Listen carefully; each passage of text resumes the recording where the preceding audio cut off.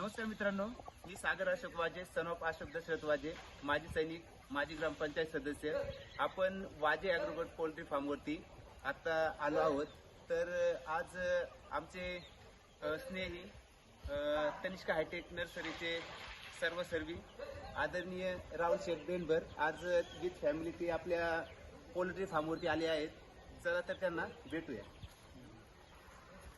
आम्ही गेली 6 महिने वाजे फार्म हाऊसवरनं गावरान अंडी घेऊन जात आहे. अतिशय चविष्ट आणि उत्कृष्ट दर्जाची अशी ह्या पाहू शकता तुम्ही या ठिकाणी अनेक अशी गावरान कोंबड्या या ठिकाणी आहेत. त्या कोंबड्यांपासून बनवलेली जी गावरान अंडी आहेत ती खायला देखील आणि आरोग्याला देखील खूप चांगली आहेत. तर कुठल्याही प्रकारची यामध्ये क्रॉसिंग केलेलं नाही किंवा काय नाही. या ओरिजिनल गावरान जी म्हणतात आपण प्युअर ती अंडी तुम्हाला या ठिकाणी मिळू शकते.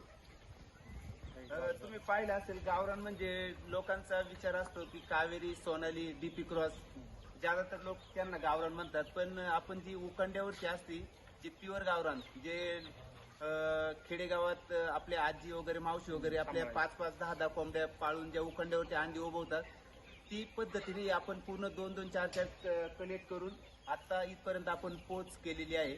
तर चला तर आपण आपल्या कोंबड्यांना भेटूया.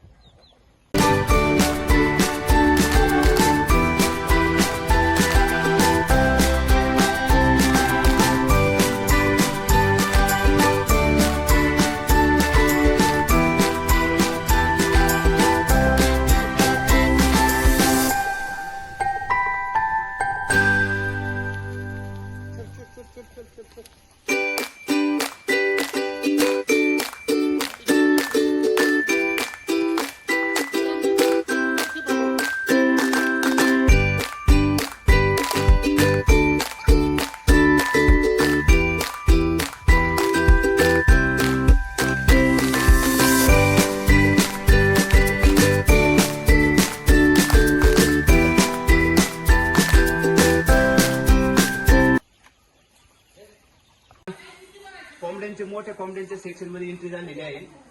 तिथे सगळ्या संध्याकाळच्या वेळेला मोठ्या कोंबड्या त्या बांबूवरती बसतात. कारण गावरान कोंबडीचं वैशिष्ट्य असं आहे की ती जमिनीवरती राहत नाही, ती झाडावरती या बांबूच्या याच्यावरती रात्रीचे आराम करते.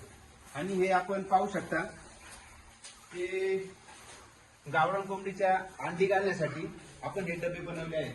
त्या डब्यामध्ये आता तुम्ही पाहू शकता ही कोंबडी अंड्यासाठी बसलेली आहे. त्या डब्यामध्ये कोंबडी अंडी घालते. त्या डब्यात आपण तूस वगैरे टाकलेलं आहे जेणेकरून तिला कम्फर्टेबल फील होईल. आणि हे खाण्यासाठी फीडर आहेत आणि पाण्यासाठी ड्रिंकर आहेत, जेणेकरून रात्रीच्या टायमिंगला कोणत्या कोंबडीला वाटलं पाणी प्यायचं किंवा खाण्यासाठी वगैरे तर ती खाऊ शकते. हे पूर्ण ओपन रेंज फार्मिंग आहे. रात्रीच्या टायमिंगला आतमध्ये असते आणि दिवसाच्या टायमिंगला पूर्णपणे बाहेर वगैरे मुक्त संचारपणे आपले खाद्य खाते. त्यासाठी बाहेर त्यांना एक टेंट हाऊस बनवले आहे, एंट्री झालेली आहे. तर ही आपली ब्रुडिंग रूम आहे.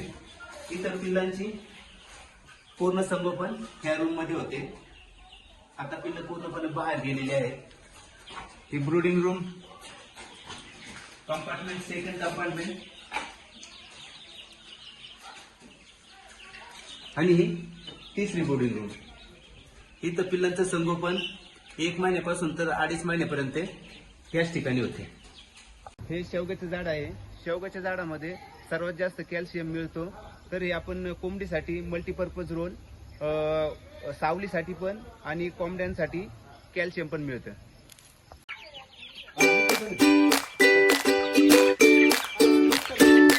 ही गावरान अंडी आपल्याला पाहायला मिळत आहेत.